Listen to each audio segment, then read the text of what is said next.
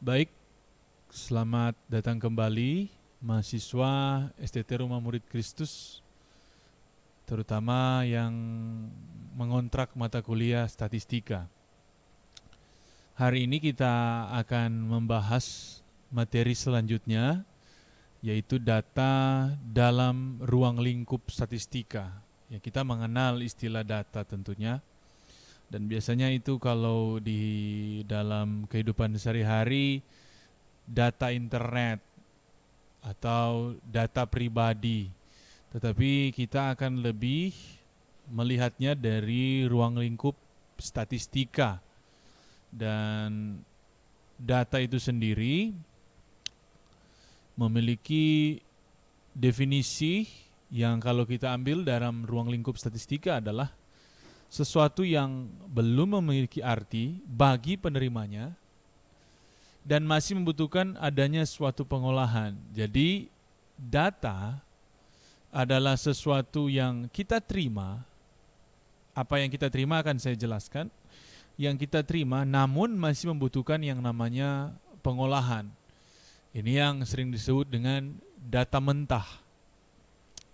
Data bisa memiliki berbagai wujud, mulai dari gambar. Jadi ketika kita melihat gambar itu bisa menjadi data. Suara, huruf, angka, bahasa, simbol, bahkan keadaan.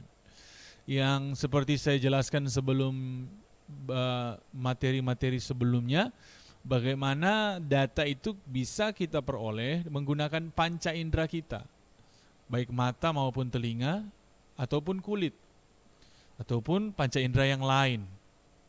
Semua hal tersebut dapat disebut data asalkan dapat kita gunakan sebagai bahan untuk melihat lingkungan, objek, kejadian, ataupun suatu konsep. Jadi dapat dijadikan data asalkan itu bisa digunakan sebagai bahan, yang dalam artian kita gunakan dalam statistika. Ya, bagaimana kita mempergunakannya, mengaplikasikannya dalam penelitian misalnya, yang mau mencari keakuratan satu hal yang kita teliti, maka kita perlu data. Atau bisa kita gunakan dalam hal ini dalam berstatistika. Nah, dari mana data itu berasal? Data itu berasal dari alamiah di sekitar kita, seperti yang ada di gambar.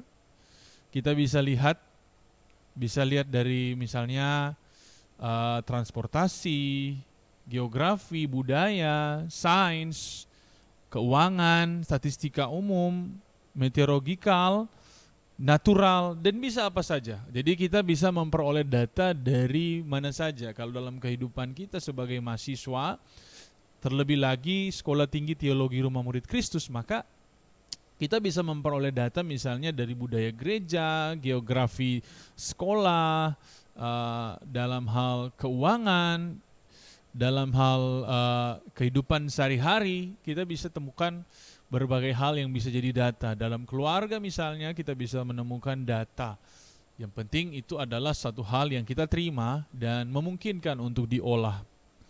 Apalagi kita ada di zaman big data, di mana kita memiliki berbagai akses.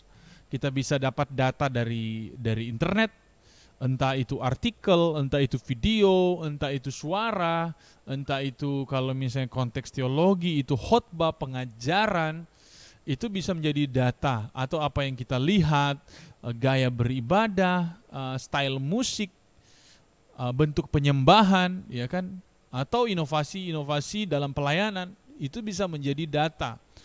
Atau bisa juga kasus atau hal-hal yang ada di sekitar dunia teologi atau dunia kehidupan sehari-hari pula.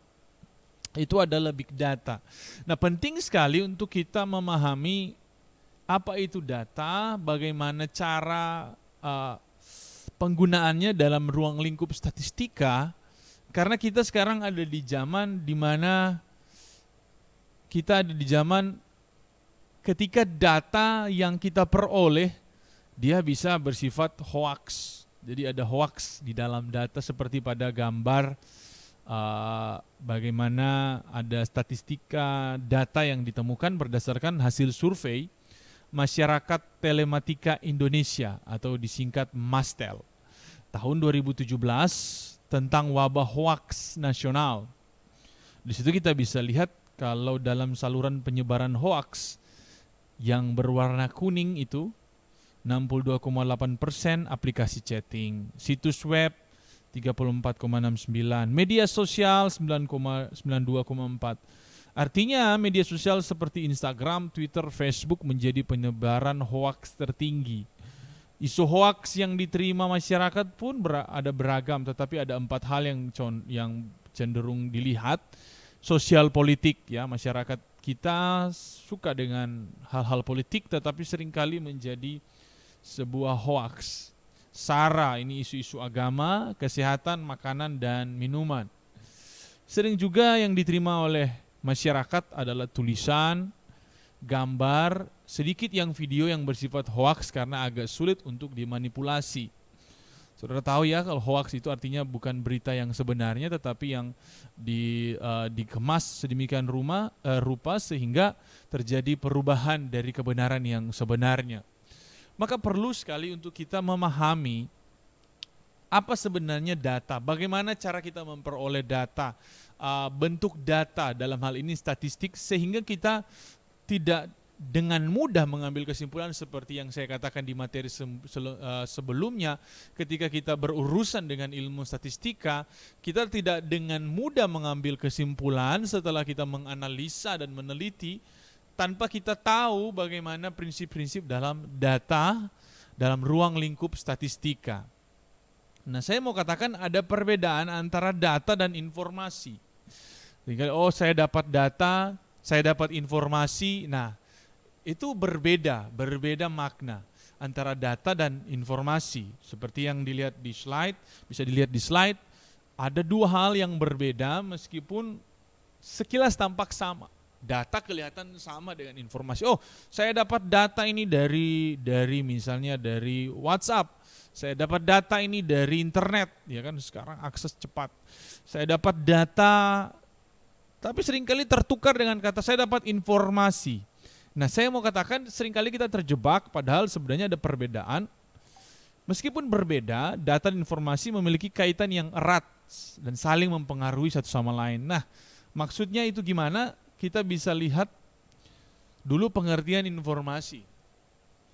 Informasi merupakan sesuatu yang dihasilkan dari pengolahan data. Jadi, informasi adalah hasil dari data yang diolah. Data yang sudah ada, data mentah tadi seperti yang saya katakan, dikemas dan diolah sedemikian rupa sehingga menjadi sebuah informasi yang berguna. Nah, kalau kita tahu bahwa dari mana informasi ini berasal, kita akan menariknya sampai ke tahap pertama, yaitu data. Data yang sudah dikemas. Nah, data yang diolah menjadi informasi. Artinya kalau datanya tidak benar, maka informasi yang dihasilkan salah. Atau sekalipun datanya benar, tetapi dalam pengolahan salah, maka informasi yang dihasilkan adalah informasi yang salah. Nah, di dalam statistika, kita perlu sekali untuk memahami tentang sifat dan prinsip data itu. Tetapi kembali lagi saya mau katakan ada perbedaan antara data dan informasi. Menurut Versailles di tahun 2009 dia mengatakan bahwa informasi merupakan suatu hasil pemrosesan data menjadi sesuatu yang bermakna bagi yang menerimanya. Jadi punya makna bagi yang menerima. Tetapi melalui proses. Selain itu menurut Wawan dan Munir tahun 2006 data merupakan hasil dari pengolahan informasi. Selain merupakan hasil dari pengolahan data, informasi juga menggambarkan sebuah kejadian sebagaimana dikemukakan oleh mereka berdua. Jadi dari data mentah itu diolah menjadi satu informasi yang menggambarkan satu keadaan, satu kejadian. Yang pernah saya katakan, suatu kondisi yang kelihatan acak, tetapi karena kita mulai mengumpulkan datanya, kita olah dengan benar, prinsip-prinsip pengambilan data kita kita gunakan yang tepat, maka kita memperoleh informasi yang menggambarkan kejadian yang sebenarnya. Ini berlaku ketika saudara, Bapak Ibu meneliti, atau dalam praktisnya kita sebagai mahasiswa, saudara dalam penelitian skripsi, tesis, disertasi. Nah, itu kita tidak sembarang mengambil data, tidak sembarang mengolah data, karena kita udah tahu prinsip-prinsipnya. Nah, penting sekali untuk kita memahami hal itu melalui gambar berikut.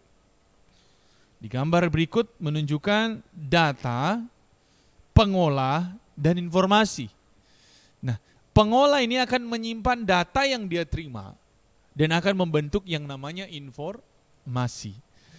Yang di tabel yang lain ada transformasi data menjadi informasi. Data diproses menjadi informasi. Kita akan belajar bagaimana memproses data itu nanti. Tetapi yang saya mau sampaikan adalah bagaimana kita mengerti tentang apa sebenarnya data, bagaimana caranya, sifatnya, prinsipnya. Ada contoh misalnya kita memperoleh data dan kita mulai menghitung rata-rata penjualan dalam konteks ini jika kita bicara tentang perusahaan yang bicara ada salesnya, ada penjualannya. Dan kita menemukan informasi rata-rata penjualan dalam kuartal terakhir sebesar 1,3 miliar. Jadi ketika barang dilepas, dijual misalnya, maka kita akan tahu rata-rata penjualannya setelah data itu diproses. Diproses dengan tepat tentunya. Kita bisa ambil juga dalam konteks misalnya sekolah. Kita tidak akan tahu bagaimana rata-rata nilai murid di satu tingkatan, misalnya grade 9, misalnya kelas 9. Kita perlu ambil data, kita olah, kalau misalnya dengan bantuan Excel, maka kita dapat informasi bagaimana atau berapa nilai dari siswa-siswa tersebut. Jadi sebelum kita sampai pada proses dan informasi, kita perlu ada di yang namanya data terlebih dahulu. Kita harus paham tentang data. Makanya kita akan belajar tentang jenis-jenis data. Nah, jenis-jenis data menurut tabel yang sudah ada, menurut gambar diagram yang sudah ada, saudara akan bisa melihat jenis-jenis data berdasarkan ada 5 jenis pendekatan yang diambil. Yang pertama adalah jenis data menurut sifatnya. Ada juga jenis data menurut cara memperolehnya. Ada juga jenis data menurut sumbernya. Ada juga jenis data menurut cara menyusunnya. Ada juga jenis data menurut waktu pengumpulannya. Nah, data-data ini seperti yang ada di dalam gambar, kalau menurut sifatnya itu terdiri dari data kualitatif dan kuantitatif. Cara memperolehnya itu data primer dan sekunder. Kalau menurut sumbernya data internal dan eksternal. Menurut cara menyusunnya data nominal, ordinal, interval, dan rasio. Dan menurut waktu pengumpulannya data cross-section incidental dan data berkala time series. Nah, kita akan membahas beberapa data, jenis-jenis data tersebut. Yang pertama menurut sifatnya. Jenis data itu dibagi menjadi 2 hal. Yang pertama data kuantitatif. Sederhananya data kuantitatif adalah data yang berbentuk angka yang pasti. Misalnya pendapatan. Ya, pendapatan seseorang itu kan angka yang pasti. Harga saham, jumlah jemaat, jumlah siswa, nilai siswa, ya itu kan data kuantitatif. Data kuantitatif juga ini terdiri dari 2, data diskrit dan kontinu. Nanti saya akan jelaskan. Yang kedua data kualitatif. Kalau yang kuantitatif itu data yang berbentuk angka pasti, data kualitatif itu agak berbeda karena data yang bukan berbentuk angka, misalnya suasana kerja, suasana ibadah, ya. Artinya ketika kita mendapatkan satu suasana itu, dia tidak bisa dalam bentuk angka. Ada berbagai faktor yang mempengaruhi suasana kerja. Gaya kepemimpinan, apakah kita bisa menggunakan range angka untuk mengambil data gaya kepemimpinan? Tentunya tidak. Mungkin bisa, tetapi tetap dalam hal ini kita perlu mengukur menggunakan berbagai indikator sebelum akhirnya disajikan dalam bentuk angka. Begitupun kualitas pelayanan, pengukurannya bersifat kualitatif. Jadi ketika mengukur kualitas, seperti yang saya katakan tadi, kita memang bisa mendapatkan angka yang pasti, tetapi itu hasil pengolahan. Tetapi kalau mau mengambil data, dia tidak berbentuk angka, dia bisa berbentuk wawancara atau fakta-fakta lainnya yang kita dapat di lapangan. Nah, itu menurut sifatnya. Nah, saya janji tadi data diskrit dan kontinu ini merupakan bagian dari data kuantitatif. Nah, data diskrit itu adalah data yang sifatnya terputus-putus nilai. Terputus-putus, nilainya bukan merupakan pecahan atau angka utuh. Contoh data diskrit adalah data jumlah penduduk, kendaraan, dan sebagainya. Sedangkan data kontinu adalah data yang sifatnya bersinambungan, berkelanjutan, atau kontinu. Nilainya bisa berupa pecahan. Contoh data kontinu adalah data tentang hasil panen padi, panjang jalan, berat sapi, dan sebagainya. Saya ambil simpel saja. Data kontinu misalnya berat sapi. Saudara, kalau Bapak Ibu, kalau kita mengukur berat sapi hari ini, kita bisa mendapatkan perbedaan seminggu kemudian. Karena ini data yang berkesinambungan atau berkelanjutan. Panjang jalan misalnya Manado Bitung. Ya, kalau 10 tahun yang lalu ada panjang yang seperti apa. Nah, tetapi ketika 10 tahun kemudian panjangnya sudah berbeda. Berbanding terbalik dengan data diskrit, ya, kalau kita melihat jumlah penduduk tidak mengalami perubahan, jumlah kendaraan tidak mengalami perubahan selama ada di batasan yang kita taruh, misalnya tahun 2018 gitu. Lebih jelasnya kita bisa lihat bagaimana perbedaannya. Kita bisa lihat perbedaannya. Nah, data yang menurut sifatnya itu terbagi dari dua. Dari gambar yang saya tampilkan ini, data kualitatif dan kuantitatif. Dan kuantitatif terdiri dari data diskrit dan data kontinu. Kalau kualitatif jenis kelamin, warna kesayangan, tidak semua orang punya hobi yang sama, berarti tidak pasti. Asal suku juga berbeda, ya kan? Itu menjadikan data kualitatif data yang tidak pasti kalau dibuat dalam bentuk angka. Sedangkan data diskrit punya contoh misalnya data jumlah mobil, jumlah staf, jumlah TV. Sedangkan data kontinu berat badan, jarak kota, luas rumah, itu terus mengalami perubahan dibanding data jumlah-jumlah yang ada.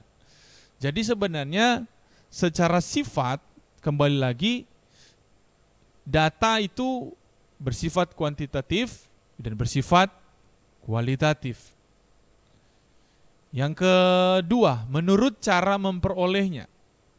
Menurut cara memperolehnya, data terbagi atas data primer adalah secara langsung diambil dari objek penelitian oleh peneliti perorangan maupun organisasi. Contohnya, kita mewawancarai langsung pengunjung gereja untuk meneliti preferensi jemaat. Bagaimana kita melihat jemaat, itu secara langsung kita tatap muka dengan mereka. Sedangkan data sekunder adalah data yang didapat tidak secara langsung dari objek penelitian. Bisa misalnya kita menggunakan internet, kita dapat data yang tidak secara langsung kita temui orang atau hal-hal yang sedang kita teliti. Dan peneliti mendapatkan data yang sudah jadi dari kelompok yang dikumpulkan oleh pihak lain dengan berbagai cara atau metode, baik secara komersial maupun non-komersial. Contohnya, dia meneliti menggunakan hasil riset dari internet yang saya katakan tadi, surat kabar. Ya, walaupun kita udah bukan lagi di era surat kabar yang lama, kita sudah ada era surat kabar elektronik dan majalah, YouTube. Kita bisa dapat data dari mesin pencari di internet lainnya secara tidak langsung. Jadi menurut sifatnya itu ada kualitatif dan kuantitatif. Menurut cara memperolehnya, ada data primer dan data sekunder. Masih ada 3 poin lagi, tetapi saya pikir kita sampai di sini dulu. Nanti kita akan membahas lagi tentang jenis-jenis data berdasarkan sumber, cara menyusun, dan menurut waktu pengumpulan. Demikian yang dapat saya sampaikan hari ini. Tuhan Yesus memberkati.